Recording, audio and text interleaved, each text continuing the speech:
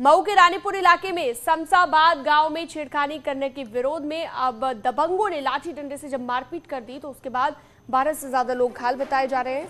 कहा जा रहा है कि दबंग राह चलते लड़कियों से छेड़खानी कर रहे थे। जब लोगों ने इसका विरोध किया तो दबंगों ने महिला के साथ मारपीट करनी शुरू कर दी। पुलिस इस पूरे मामले में पूछताछ करने में भी जुटी हुई है। इस बीच बचाव उन लोगों को छुड़ाने के लिए तो जो भी हम लोग जाते रहे हम लोग को मारते रहे। वो लोग जो घर का उनका पास में था डंडा लाठी सब लोग लेकर मारे हैं वो लोग। हाँ जी। क्यों लोग घायल हैं इसमें 8-10 लोग घायल हैं। हम सब पुलिस क्या कर रही है इसमें? पुलिस अभी जो है कि तहरीर ली है, तहरीर FIR शाम को देंगे। पुलिस अभी कोई कार्रवाई ज़्यादा करी नहीं है। वहीं कानपुर में न्यूज 18 की खबर का दमदार असर देखने को मिला है। विकास दुबे के कथित लेखपाल भांजे को हटाया गया है और मनमानी और भ्रष्टाचार के आरोप में DM ने ये कार्रवाई की है।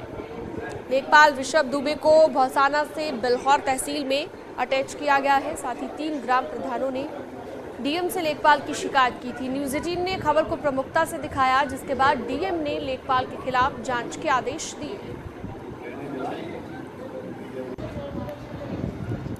तो ऊपर करो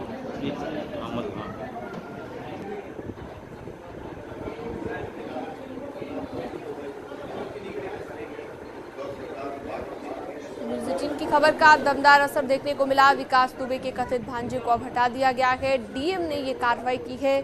दरअसल इस खबर को प्रमुखता के साथ न्यूज 18 ने दिखाया था। अब खबर का असर देखने को मिला। अमित गंजू फोन लाइन पर मौजूद हैं ज्यादा जानकारी के लिए। अमित, बताइए, ये पूरा मामला विस्तार से। DM ने अब कार्रवाई की है और न्यूज 18 की खबर का असर हुआ। देखिए, साफ तौर से न्यूज 18 की खबर का दमदार असर देखने को मिला है, जहां पर कल 4 से 5 ग्राम प्रधान पहुंचे थे और उन्होंने ये साफ तौर से आरोप लगाया था कि यहाँ पर जो लेखपाल है वो अपने आप को मारे गए कुख्यात अपराधी विकास दुबे का भांजा बताता है और जिसकी वजह से पूरे क्षेत्र में उसका आतंक लगातार व्याप्त है, जिसके चलते लोग बेहद परेशान हैं। ग्रामीण जो अपनी समस्याएं लेके ग्राम प्रधान के पास जाते हैं, उन समस्याओं का हल इसलिए नहीं हो पाता है क्योंकि जांच करने का और जो भी कागजी कार्रवाई होती है वो लेखपाल के हाथ में रहती है। वो लेखपाल उस पर कार्रवाई करता है, लेकिन लेखपाल इसीलिए महज सुनवाई नहीं कर रहा है क्योंकि वो खुद को विकास दुबे का भांजा बताता है और दबंग बताता है और किसी की सुनवाई नहीं करता। इसके बाद जब DM के पास शिकायत पहुंची और न्यूज 18 ने इस खबर को प्रमुखता से दिखाया कि किस तरह कुख्यात दुर्दांत अपराधी के मारे जाने के बाद भी उसके परिजन लगातार अपना आतंक कायम किए हैं, तब जाकर के इस मामले में संज्ञान लिया गया और न्यूज 18 की खबर का एक बड़ा असर देखने को मिला कि लेखपाल को वहां से हटा दिया गया और अब लेखपाल के खिलाफ जांच के भी आदेश दिए गए। जी सौरभ मिश्रा, आपने ये तमाम जानकारी दी, बहुत शुक्रिया आपका इस तमाम जानकारी के लिए। बढ़ते अगली खबर की ओर। मऊ के ताहिरपुरा इलाके में कई साड़ी की दुकानों में आग लग गई, जिससे इन दुकानों में रखी साड़ियां जलकर राख हो गई। शॉर्ट सर्किट से आग लगने की आशंका जताई गई है। मौके पर पहुंची दमकल अधिकारियों ने काफी मशक्कत के बाद आग पर काबू पाया और लाखों का नुकसान हुआ।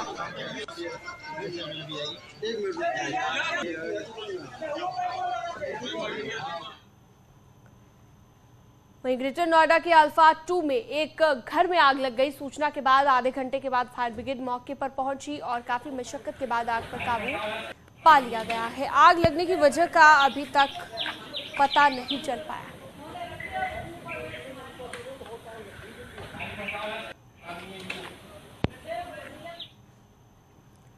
सहारनपुर पुलिस ने मुठभेड़ के बाद 25,000 के इनामी बदमाश को गिरफ्तार कर लिया है। सहारनपुर के गंगो कोतवाली पुलिस ने SOG टीम की संयुक्त कार्रवाई में 25,000 के इनामी कुख्यात बदमाश सिकंदर को मुठभेड़ के बाद गिरफ्तार करने में सफलता हासिल की। कुख्यात बदमाश सिकंदर थाना गंगोह पुलिस को चकमा देकर पिछले 4 साल से फरार था। कुख्यात सिकंदर का लंबा चौड़ा आपराधिक इतिहास रहा है। कई मामलों में 4 साल से गंगोह थाने से वांछित चल रहा था। मुठभेड़ के दौरान कुख्यात बदमाश सिकंदर के पैर में गोली लगने के बाद पुलिस ने उसे दबोच लिया। उपचार के लिए एम्बुलेंस से हॉस्पिटल भेजा गया। चलो बढ़ते हैं अगली खबर की ओर। भारत और नेपाल को जोड़ने वाली भारत गौरव ट्रेन अयोध्या पहुंची, जहां पर तीर्थयात्रियों का भव्य स्वागत किया गया। पर्यटन मंत्री जयवीर सिंह ने फूलमालाओं के साथ तीर्थयात्रियों का स्वागत किया। ये ट्रेन आज रात को 9:30 बजे अयोध्या से गोरखपुर के लिए रवाना होगी, जिसके बाद गोरखपुर से नेपाल के जनकपुर जाएगी, जहां से वाराणसी के लिए दोबारा रवाना होगी।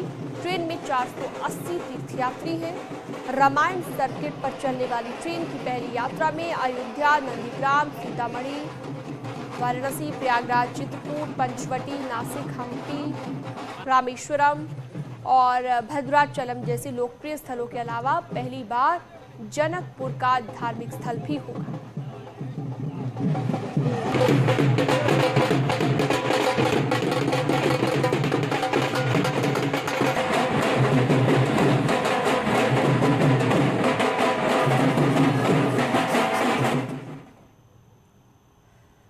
और चलिए बुलडोजर की कार्रवाई की अब बात करते हैं। यूपी सरकार ने सुप्रीम कोर्ट में दाखिल किया हलफनामा, नियमों के मुताबिक कार्रवाई की गई है। ये यूपी सरकार ने हलफनामा दाखिल किया है। यूपी सरकार पर आरोप गलत है, बेबुनियाद है। ये हलफनामे में कहा गया है दंगाइयों पर कानून के मुताबिक कार्रवाई की गई है। जमीयत उलेमाए हिंद की याचिका खारिज करने की मांग उठाई गई। तो यूपी सरकार का कहना है जो भी कार्रवाई हो रही है बुलडोजर के तहत वो नियमों के तहत हो रही है, कानून का पूरा पालन इस दौरान किया जा रहा है। हालांकि आपको जानकारी दे दें कि पहले भी सुप्रीम कोर्ट जो है इस बात को कह चुका है कि अगर नियमों के तहत कार्रवाई होती है तो इसमें कुछ भी गलत नहीं है। सुशील पांडे ज्यादा जानकारी के लिए जुड़ गए हैं हमारे साथ। सुशील, सुप्रीम कोर्ट पहले भी इस बात को कह चुका है कि नियमों का उल्लंघन ना होने पाए, कानून का उल्लंघन ना होने पाए। अब यूपी सरकार ने जो सुप्रीम कोर्ट में हलफनामा दायर किया है उसके बारे में बताइए। जी देखिए, उत्तर प्रदेश सरकार की तरफ से जो हलफनामा दाखिल किया गया है उस हलफनामे में उत्तर प्रदेश सरकार की तरफ से ये कहा गया है कि जमीयत उलेमाए हिंद कुछ चंद मीडिया की सुर्खियों को देखने के बाद सुप्रीम कोर्ट में अर्जी दाखिल कर देता है।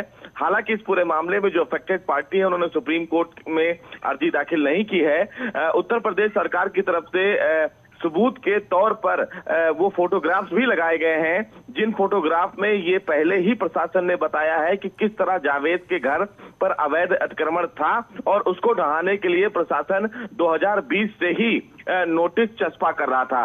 उत्तर प्रदेश सरकार की तरफ से सुप्रीम कोर्ट में जो हलफनामा दाखिल किया गया है उस हलफनामे में उत्तर प्रदेश सरकार ने ये स्पष्ट रूप से कहा है कि तय नियमों के आधार पर और बिल्डिंग और कंस्ट्रक्शन एक्ट उत्तर प्रदेश 1951 के आधार पर ही कार्रवाई की गई है। बिना कानून के तहत उत्तर प्रदेश सरकार के द्वारा कोई कार्रवाई, चाहे वो कानपुर हो, चाहे वो प्रयागराज हो या उत्तर प्रदेश में कहीं भी हो, वो बिना कानून के मुताबिक कोई भी कार्रवाई नहीं करते हैं। और जिन दंगाइयों ने राजकीय संपत्ति का नुकसान पहुंचाया है उन दंगाइयों के खिलाफ उत्तर प्रदेश सरकार सीआरपीसी और आईपीसी के जो प्रोविजन है उस प्रोविजन के आधार पर कार्रवाई कर रही है। तो ये कहीं ना कहीं आरोप लगाकर उत्तर प्रदेश सरकार को एक विशेष समुदाय पर घेरना एक बड़ी साजिश है। न केवल उत्तर प्रदेश सरकार को ही घेरने की साजिश उत्तर प्रदेश सरकार ने अपने हलफनामे में कही है, बल्कि उन अधिकारियों पर जो आरोप लगाया गया है जमीयत की तरफ से कि उन अधिकारियों पर भी कार्रवाई की जाए, उन अधिकारियों के साथ भी उत्तर प्रदेश सरकार अपने हलफनामे में खड़ा रहा और ये कहा कि अधिकारियों ने तय नियमों के आधार पर ही कार्रवाई की गई है, लिहाजा अधिकारियों पर भी सवाल उठा नहीं सकती है। जी, बहुत शुक्रिया आपका इस तमाम जानकारी के लिए सुशील।